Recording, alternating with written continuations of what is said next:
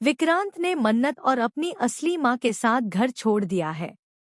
अब विक्रांत के सामने उसके अतीत का सच आ चुका है। जी हाँ दोस्तों, सीरियल मन्नत में आने वाला ट्विस्ट बहुत ही दिलचस्प होने वाला है।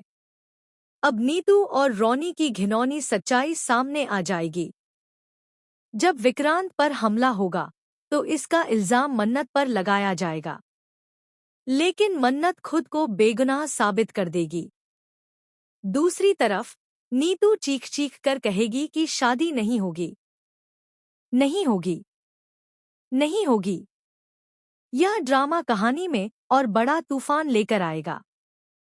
वहीं धैर्य ने विशाखा से वादा किया है कि वह अपने भाई विक्रांत को वापस लेकर आएगा।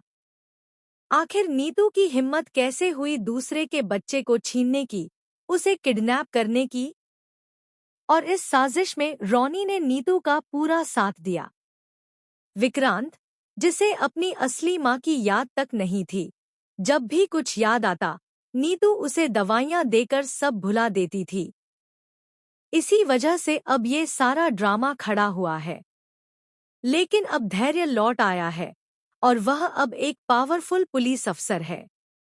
उसके पास अब पुलिस की वर्दी है, इसलिए कोई उसे डरा धमका नहीं सकता। धैर्य सच को सबके सामने लाने ही वाला होता है, लेकिन उससे पहले ही विक्रांत को सब कुछ याद आ जाता है। उसे अपनी माँ, भाई और पूरा परिवार याद आ जाता है।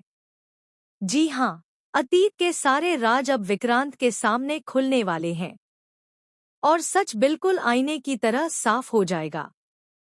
विक्रांत को विश्वास नहीं होगा कि उसे इतने बड़े धोखे का सामना करना पड़ा है। सच जानने के बाद विक्रांत यह फैसला करेगा कि अब वह इस घर में एक पल भी नहीं रुकेगा।